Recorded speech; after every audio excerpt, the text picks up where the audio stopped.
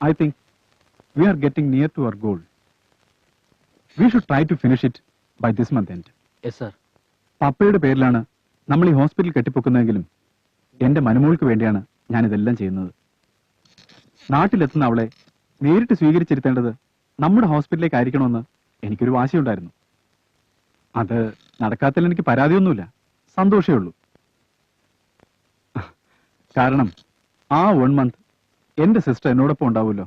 എന്നാണ് sir madam ലണ്ടനിൽ നിന്നും വരുന്നത്? ഡേ ആഫ്റ്റർ ടുമാറോ, മറ്റന്നാൾ. 2 ദിവസം കഴിഞ്ഞ് മമ്മിയുടെ 18ാം ചരമവാർഷികമാണ്. നാട്ടിലെ വീട്ടിൽ അവളോടൊപ്പം കഴിയാനാ തീരുമാനം.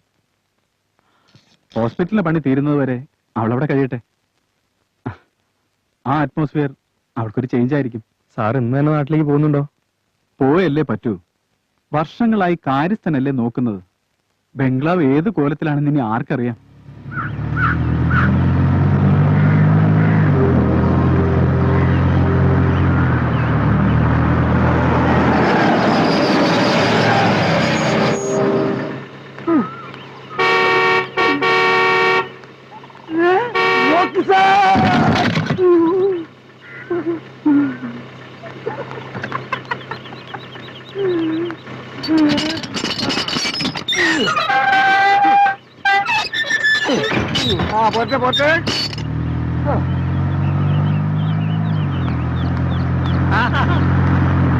പറഞ്ഞ സമയത്തിന് തന്നെ സാർ ഇത്രയും പാഞ്ചാലിറ്റിയുള്ളൊരു മനുഷ്യൻ.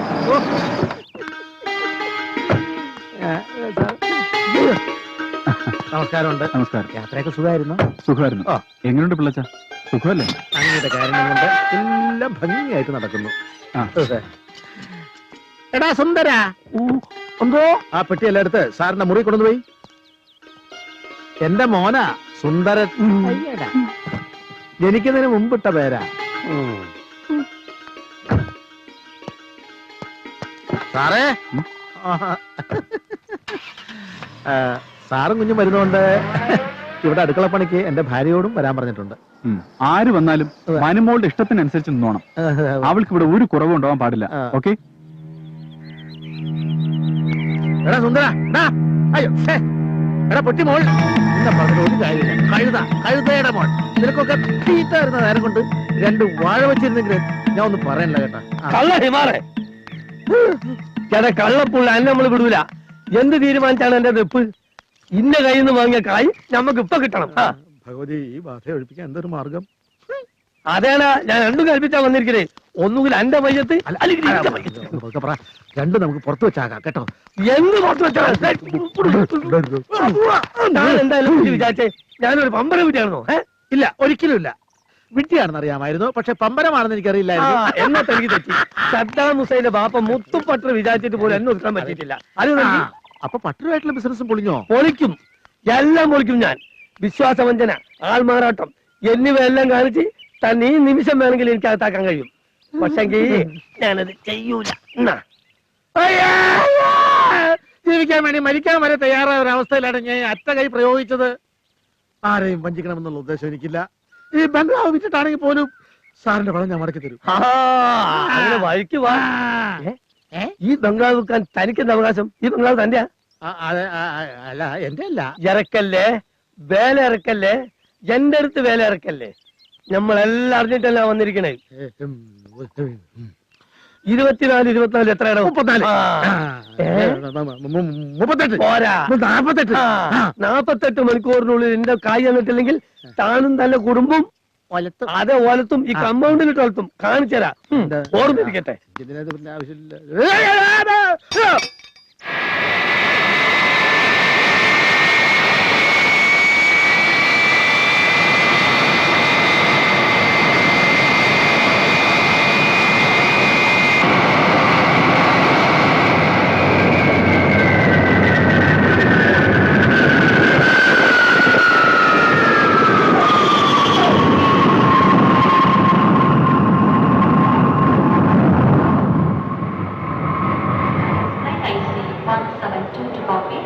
is now ready for departure.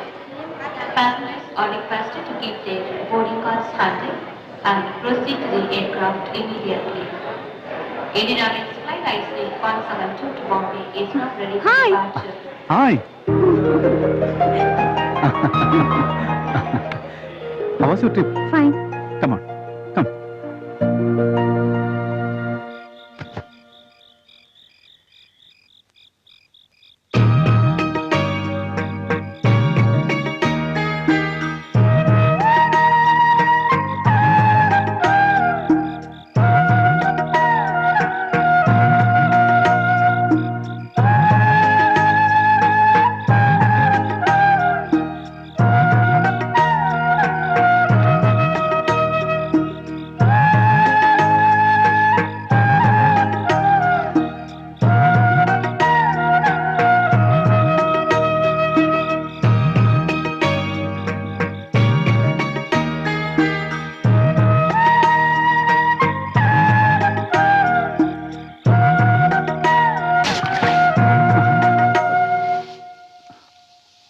മോൾ ഉറങ്ങിയില്ലേ? എന്താ അച്ചായൻ പുതുപ്പിച്ച് തരാൻ വേണ്ടി മനുമോള് വെറുതെ കണ്ണടച്ച് കിടന്നതല്ലേ? അപ്പോ മോൾ അച്ചായനെ പറ്റിച്ചാണല്ലേ? ഞാൻ ചോദിക്കട്ടെ, അച്ചായൻ എന്നും ഇങ്ങനെ ഒറ്റയ്ക്ക് കഴിയാനാ ഭാവം? അതെന്താ? മോൾ എവിടെ പോകുന്നു? ഞാൻ പോകുന്നതിന്റെ അല്ല, എത്ര നാളത്തേക്കെന്ന് വെച്ചാ അച്ചായൻ എനിക്ക് വേണ്ടി കഷ്ടപ്പെടുന്നത്? അച്ചായനും വേണ്ട ഒരു ജീവിതം. ആരുടെയും പ്രേരണയോ ആജ്ഞയോ ഒന്നുമല്ല എന്നെ കൊണ്ട് ഇതെല്ലാം ചെയ്യിപ്പിക്കുന്നത്. എന്നല്ല ഞാൻ ഉദ്ദേശിച്ചത്. അറിയാലോ, പപ്പ മരിച്ച 3-ാം വർഷം അമ്മച്ചിയും മരിക്കുമ്പോ മോക്കന്ന് വയസ്സ് 4. യാതൊരു ഉറപ്പുമില്ലാത്ത ഈ 2 കൈകളിലേക്ക് അമ്മച്ചി നിന്നെ പിടിച്ചേൽപ്പിക്കുമ്പോ എന്താ ഞാൻ ഏറ്റെടുക്കുന്നതെന്ന് എനിക്കും അറിയില്ലായിരുന്നു. പക്ഷെ ഇന്ന് എനിക്കറിയാം നമ്മുടെ അമ്മച്ചിയും പപ്പയും എത്ര കണ്ട് സന്തോഷിക്കുന്നുണ്ടെന്ന്. അച്ചായൻ പണ്ടേ ഓവർ സെൻസിറ്റീവാ. എനിക്കറിയാം അച്ചായൻ ആർക്കു വേണ്ടിയാ, എന്തിനു വേണ്ടിയാ ജീവിക്കുന്നതെന്ന്. അത് മോളെന്നെ സമാധാനിപ്പിക്കാൻ വേണ്ടി പറഞ്ഞതല്ലേ? നീ ആള് കള്ളിയാ, എനിക്കറിയാം. എന്ത്? വന്നിട്ട് ഈ സമയം വരെ മോൾ അവനെ കുറിച്ച് ഒരക്ഷരം ചോദിച്ചില്ലല്ലോ. ആരുടെ കാര്യം അച്ചായനി പറയുന്നേ? വേണ്ട വേണ്ട, അച്ചായൻ അങ്ങനത്തെ ജീവിത അനുഭവം ഇല്ലെങ്കിലും മനുമോടെയും മുഖം കണ്ട അറിഞ്ഞൂടെ? ഓ, ബോബിനെ ഉദ്ദേശിച്ച? ആദ്യം അച്ചായന്റെ വിശേഷവും എന്റെ വിശേഷവും പറഞ്ഞിട്ട് ബോബിനെ കുറിച്ച് ചിന്തിക്കാം, പോരെ? ആ, ഇന്ന് ഇത്രയും മതി. മോള് ഒന്ന് കിടക്കാൻ നോക്ക്. അമ്മച്ചിയുടെ ഓർമ്മ ദിവസമല്ലേ നാളെ, രാവിലെ പള്ളിയിൽ പോണ്ടേ? എന്നാ അച്ചായനും വാ, എനിക്ക് ഇന്നെ അച്ചായന്റെ കൂടെ തന്നെ കിടക്കണം. വാ അച്ചായ.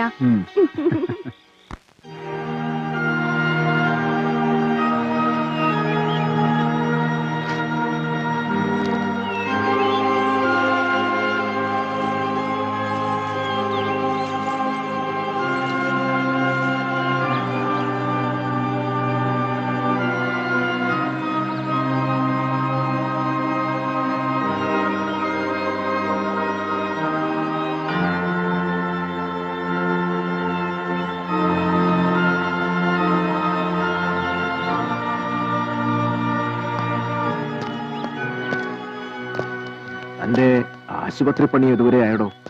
തീർന്നു വരുന്നു. ഫാദർ ഇടയ്ക്കൊക്കെ അങ്ങോട്ട് ഇറങ്ങാത്തതാ? ഇപ്പൊ അധികം യാത്രയൊന്നുമില്ല. ഈ പള്ളി കോമ്പൗണ്ടിൽ തന്നെ എന്റെ യാത്രയുടെ ഏരിയ.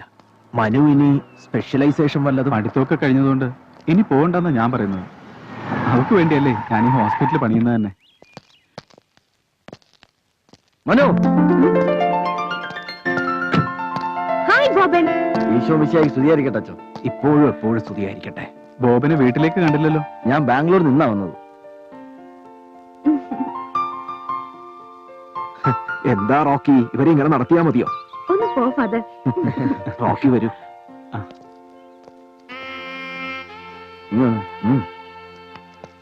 എനിക്കറിയാമല്ല അങ്ങനെ ചോദിക്കുക. അകന്നിരിക്കുമ്പോഴാണോ സ്നേഹം കൂടുതൽ പ്രകടമാണെന്ന്? മനസ്സിലായില്ല. മനു ലണ്ടനിലായിരുന്നപ്പോ കത്തിലും ഫോണിലൂടെയൊക്കെ എന്തൊരു വാചാലതയായിരുന്നു. നേരിട്ട് കണ്ടപ്പോ ഒന്ന് ചിരിച്ചത് പോലും വളരെ കഷ്ടപ്പെട്ട. അയ്യടാ, ഫാദറിന്റെ അച്ഛന്റെ മുന്നിൽ വെച്ച റൊമാൻസ് കാണിക്കുന്നേ. ഇപ്പൊ ഇവിടെ ആരും ഇല്ലല്ലോ, എന്നാ തുടങ്ങാം. എന്ത്? വാ പറയാം, വാ. റൊമാൻസ്.